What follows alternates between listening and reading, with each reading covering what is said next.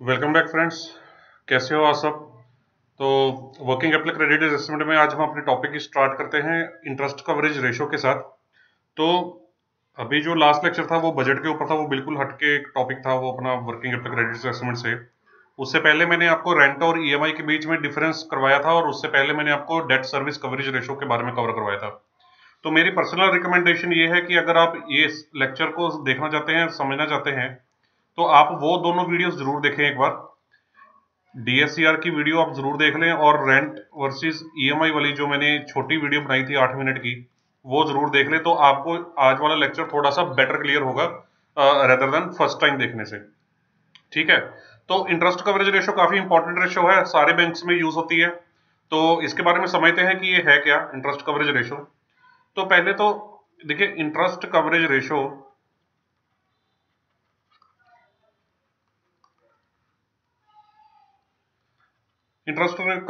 है क्या कि how much operating profits are earn by the banks.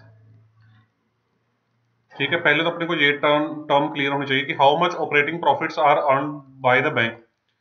Are they are they good enough are they good enough to serve the interest burden of the borrowings. जो borrowings आपने करी हुई हैं उनके ऊपर जो इंटरेस्ट बर्डन हैं, क्या उस इंटरेस्ट बर्डन को वो प्रॉफिट्स हैंडल कर सकते हैं? क्योंकि आपने ब्याज कहां से पे करना होता है? अपने प्रॉफिट्स में से पे करना होता है ब्याज, इंटरेस्ट।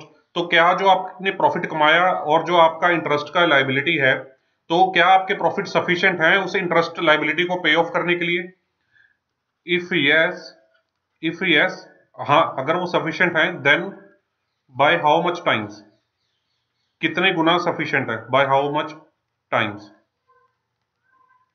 कितने गुना सफिशिएंट है।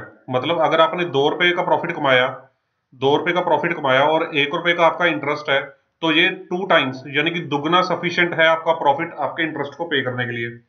सिमिलरली तीन तीन रुपए का प्रॉफिट है, 1 रुपए का अपने इंटरेस्ट का लाइबिलिटी है, तो ये 3 गुना 3x सफिशिएंट है आपका इंटरेस्ट पे करने के लिए।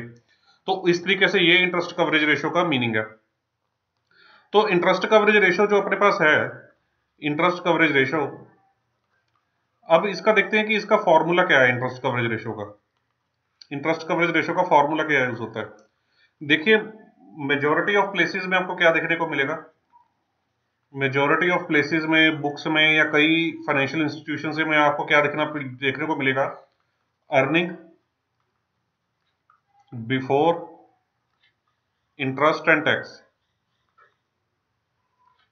Earning before interest and tax, इसको शॉर्ट फॉर्म में हम एबिट भी बोल सकते हैं, या इसको पीबीआईटी भी बोल सकते हैं।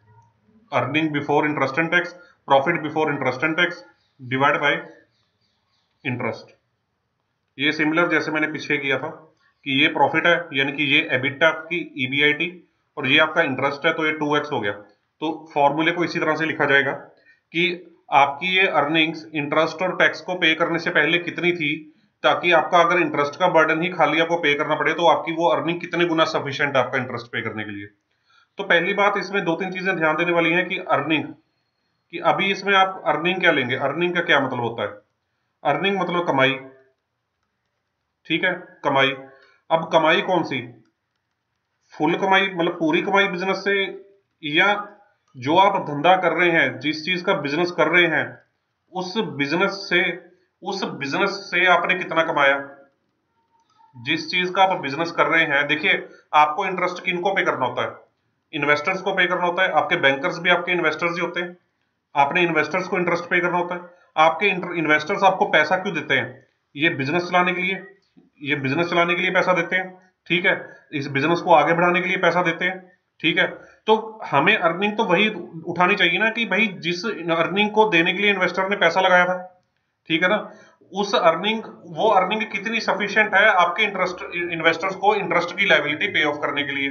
ठीक है, तो इसका मतलब क्या हो गया कि जो ये अर्निंग है, ये आप ऑपरेटिंग प्रॉफिट लेंगे। दैट मीन्स इसमें जो कोई अगर कोई एक्सेप्शनल एबनॉर्मल वर्ड यूज कर लीजिए या नॉन ऑपरेटिंग नेचर यूज कर लीजिए, नॉन ऑपरेटिंग नेचर का एक्सपेंस या इनकम है तो उसको आप अकॉर्डिंगली एडजस्ट करेंगे, इस इनकम इस प्रॉफिट में से हटा के चलेंगे, ठीक है, इस प्रॉफिट में से हटा के चलेंगे, तो तभी आपका अर्निंग जो है वो बिजनेस वाला अर्निंग कंप्यूट हो गया आएगा। ये सिमिलर कॉन्सेप्ट मैंने आपको डीएससीआर वाले टॉपिक में भी समझाया था। तो अब अर्निंग को बिफोर टैक्स क्यों लेना है, बिफोर टैक्स क्यों लेना है?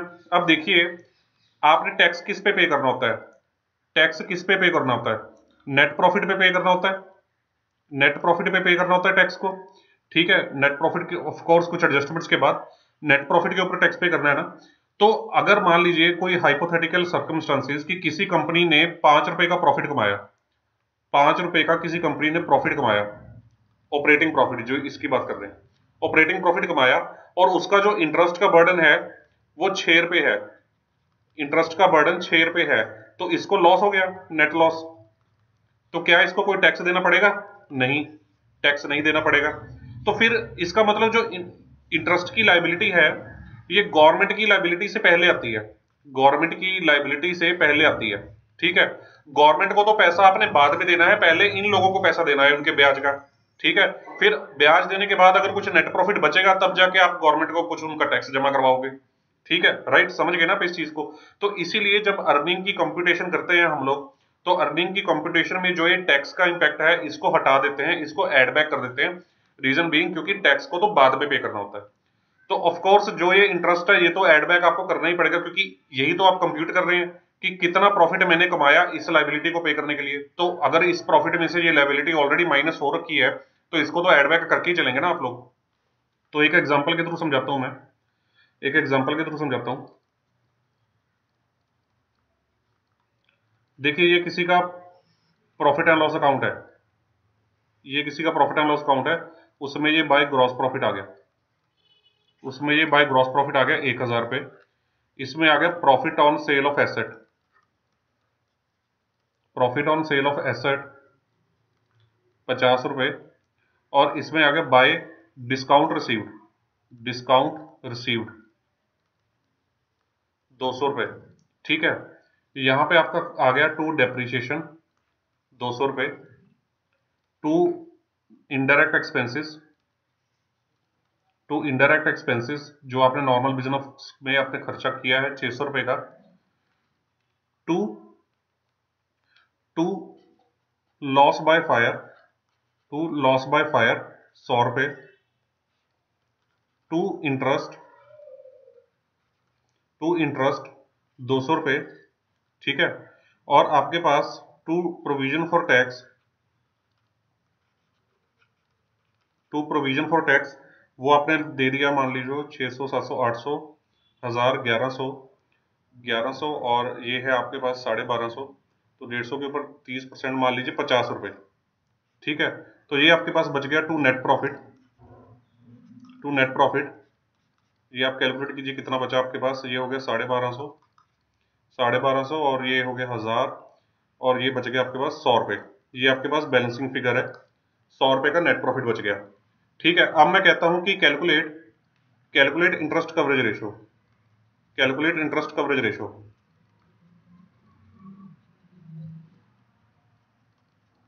ठीक है जी। तो इंटरेस्ट कवरेज रेशो कैलकुलेट करने के लिए मैंने आपको जो फॉर्मूला बताया, अभी देखिए ये फॉर्मूला गलत है पर आप इसके हिसाब से चलिए, बट इसकी कमी बताऊंगा तो आपको सही फॉर्मूला भी क्लियर हो जाएगा। तो यहां पे मैंने फॉर्मूला लिखा था एबिट या पीबीआईटी अपॉन इंटरेस्ट। देखिए ये अभी अपने को कैलकुलेट करना है, इंटरेस्ट अपने को पता है कि 200 रुपए है, तो इंटरेस्ट अपना 200 रुपए यहाँ पे आ गया। अब ये इसकी कैलकुलेशन देखते हैं।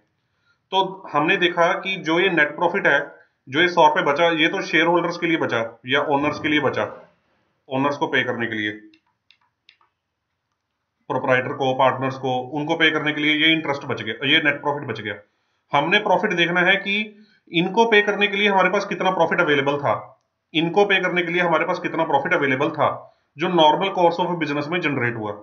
तो सबसे पहले देखते हैं कि ये 100 रुपए का हमारे पास नेट प्रॉफिट था, नेट प्रॉफिट था अपने पास 100 रुपए का, तो उसमें से टैक्स को ऐड बैक कर दीजिए, क्योंकि गवर्नमेंट को आपने पैसा कब देना है? अगर आपके पास कुछ प्रॉफिट ही नहीं बचा होगा तो गवर्नमेंट को कहां से टैक्स देंगे? तो नहीं देंगे ना, तो इसलिए इसको ऐड बैक करके चलिए। देखिए कि गवर्नमेंट को बिना पैसा दिए आपके पास 150 रुपए का प्रॉफिट था, 100 प्लस 50 प्लस इंटरेस्ट कर दीजिए, क्योंकि यही तो आपने कंप्यूट करना है कि इनको देने के बाद हमारे पास कितना पैसा, इनको देने के लिए हमारे पास कितना पैसा बचेगा। प्लस लॉस बाय फायर कर दीजिए, क्योंकि फायर हर साल तो लगती नहीं है, ये एक्सेप्शनली आपके बिजनेस में खर्चा हो गया तो हर साल तो रिपीट ये होना नहीं है। आने वाले सालों में तो हम ये थोड़ी मानेंगे कि लॉस बाय फायर होगा, तो इसको ऐड बैक कर दीजिए ये मान के, क्योंकि ये हर साल आपका खर्चा रिपीट नहीं होना है। तो इसमें से अब माइनस कर दीजिए profit on sale of asset, profit on sale of asset, क्योंकि ये इनकम भी आपको हर साल जनरेट नहीं होने वाली, ये इनकम भी आपको हर साल जनरेट नहीं होने वाली। डिस्काउंट रिसीव्ड आपकी ऑपरेटिंग इनकम है, ये आपकी ऑपरेटिंग इनकम है। डिस्काउंट वगैरह आपको मिलते ही रहते हैं जब आप बिजनेस करते हैं, ठीक है। तो आपके पास कितना प्रॉफिट बचा, जैसे ही आपने ये देखिए, ये है नॉन ऑपरेटिंग एक्सपेंस, ये है नॉन ऑपरेटिंग एक्सपेंस या एक्सेप्शनल एक्सपेंस या एबनॉर्मल एक्सपेंस, ये है non operating income, non operating income या अबनॉर्मल इनकम या एक्सेप्शनल इनकम। आपने जब इन दोनों की एडजस्टमेंट यहाँ पे रिवर्स कर दी, क्योंकि 100 रुपए में से ये माइनस हुआ था, तो आपने एड बैक करके इसको रिवर्स कर दिया, तो क्या हुआ कि आपके पास ऑपरेटिंग नेचर का प्रॉफिट आ गया। उसके बाद आपने इंटरेस्ट और टैक्स को ऐड बैक कर दिया, तो आपने कंप्यूट कर लिया कि जो इन्वेस्टर्स हैं बिजनेस के, उनको देने के लिए मेरे पास कितना प्रॉफिट, ऑपरेटिंग प्रॉफिट अवेलेबल था। तो कितना प्रॉफिट आपके पास निकल के आ रहा है? 100, 200, 300 और 400 रुपए का प्रॉफिट आपके पास निकल के आ गया। तो ये 400 रुपए यहाँ पे आपका आ गया, तो ये आपकी रेशियो बन गई 2x, यानी कि आपके प्रॉफिट इतने सफिशिएंट आए कि आप इससे दुगना इंटरेस्ट भी पे कर सकते हैं। 2 times of that, 2 times of your current liability, current interest burden you can pay of, ठीक है। आपके प्रॉफिट्स इतने सफिशिएंट हैं बिजनेस के अंदर, राइट। तो ये आपको चीज क्लियर होगी। अब इसमें, इसके अंदर एक खामी देखिए आप, इसके अंदर एक खामी, कमी क्या है, या कमी किस चीज की? आप देखिए भाई, ये जो आपने प्रॉफिट्स उठाए हैं 400 रुपए के, ये जो आपने प्रॉफिट्स उठाए हैं 400 रुपए के, क्या ये प्रॉफिट कैश प्रॉफिट, क्या ये प्रॉफिट आपने कैश में कमाया? बिल्कुल भी नहीं, ये प्रॉफिट आपने कैश में तो कभी भी नहीं कमाया, क्योंकि आपने इसमें से डेप्रिसिएशन का बर्डन भी माइनस किया हुआ है। डेप्रिसिएशन का खर्चा बुक्स में लगता है, एक्चुअल में उस डेप्रिसिएशन को के लिए आपको कुछ पैसा नहीं देना पड़ता, एक्चुअल में उस डेप्रिसिएशन को आपको कुछ पैसा नहीं देना पड़ता, ये सिर्फ आपकी बुक्स में के अंदर खर्चा हुआ है, एक नोशनल एक्सपेंस है, या आप लगा लीजिए कि एक नॉन कैश एक्सपेंडिचर है जिसके लिए कोई कैश नहीं जाता।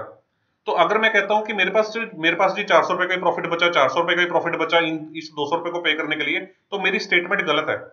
मैं बोलूंगा कि 400 में से अभी तो 200 रुपया ये भी माइनस किया हुआ है, तो दैट मीन्स मैंने तो 600 रुपया कमाया बिजनेस से, मैंने तो 600 रुपया कमाया बिजनेस से कैश वाला, जिससे मैं अपनी, कल को मेरे ऊपर मारो मार आ गई, मान लो कि सब कुछ लुट गया मेरा, मारो मार आ गई, तो क्या ये, मैं ये थोड़ी इन्वेस्टर को बोलूंगा कि जी मेरे पास तो जी 400 रुपए ही है जी आपके पास, आपको देने के लिए। वो बोलेंगे कि सर आपका 200 रुपए का तो डेप्रिसिएशन का खर्चा है, ये आपका कैश थोड़ी गया है, कोई कैश आउटफ्लो थोड़ी हुआ है, आपके पास तो 600 रुपए अवेलेबल है हमारा ब्याज देने के लिए। आप टेक्निकलिटी समझ रहे हैं ना, कि जब इंसॉल्वेंसी हो या कुछ हो या कोई फाइनेंशियल डिफिकल्टी आए, तो इन्वेस्टर्स ये बोलेंगे ना चीज कंपनी को कि भाई आप हमें ये गलत पिक्चर मत दिखाओ 400 रुपए की, आप बात करो इसको भी ऐड करके कि आपके पास 600 रुपए अवेलेबल है। तो अगर यहाँ पे 200 रुपए ऐड करके 600 रुपए के हिसाब से चलते हैं, तो आपकी रेशियो कितनी आती है? 3x। तो ये कमी है ये वाले फॉर्मूले में जो हमने यहाँ पे यूज किया। तो जो सही वाला फॉर्मूला है, तो जो करेक्ट फॉर्मूला है, करेक्ट फॉर्मूला, उसमें आपको क्या यूज करना चाहिए? एबिडा, यानी कि earning before, earning means operating earning, earning before depreciation, interest and tax and amortisation. Amortisation भी नॉन कैश एक्सपेंडिचर होता है। तो मेरे कहने का मतलब, कोई भी डेप्रिसिएशन, ये हार्ड एंड फास्ट रूल नहीं है कि डेप्रिसिएशन एंड अमोर्टाइजेशन ही, कोई भी नॉन कैश खर्चा जो है वो आप एड बैक कीजिए। तो यही सेम एबिटा हम डीएससीआर के लिए भी यूज करते हैं, डीएससीआर के लिए भी यूज करते हैं।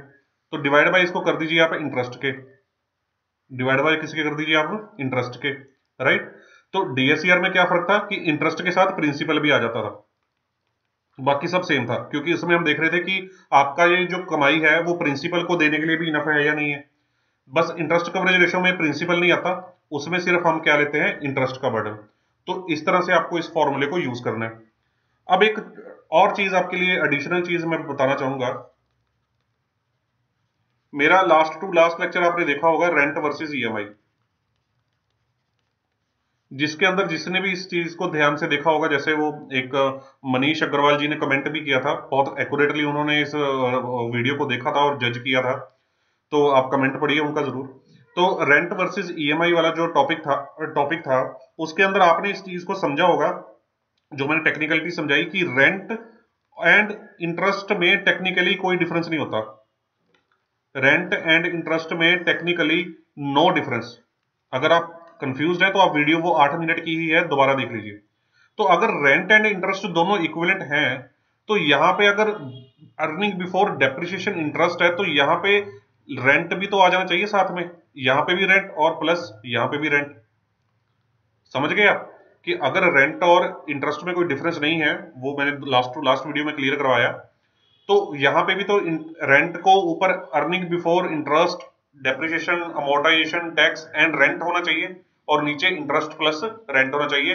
जो सही बैंक्स हैं या सही फाइनेंशियल इंस्टीट्यूशंस हैं, वो रेंट को इसी तरह से ऐड बैक करके चलती है। फॉरेन कंट्री में भी जाएंगे तो वो भी माइट भी, मेरे को जितना जहां तक यकीन है, वो इसी तरह से कैलकुलेट करके चलते हैं। तो ये है आपकी इंटरेस्ट कवरेज रेशो। अब आप पूछेंगे कि लास्ट सवाल कि इंटरेस्ट कवरेज रेशो बिजनेस में कितनी देखते हैं बैंक, कितनी होनी चाहिए? देखिए बैंक टू बैंक वेरी करता है। नॉर्मली हम देखते हैं कि 1.5x हो या 2x तक तो इंटरेस्ट कवरेज रेशो हो, मिनिमम से मिनिमम 1.25x तक तो हो, क्योंकि जितनी कम ये इंटरेस्ट कवरेज रेशो होती जाएगी ना, तो आपका ऑटोमेटिकली डीएससीआर भी गिरता जाएगा। तो आपको डीएससीआर भी तो फिट करना होता है ना टर्म लोन के केसेस में। तो ये चीज है। तो आई होप आपने इस लेक्चर को एंजॉय किया होगा और समझा होगा इंटरेस्ट कवरेज रेशो को, और नेक्स्ट संडे हम आपके साथ नई वीडियो के साथ मिलेंगे। तो तब तक के लिए शुक्रिया, धन्यवाद।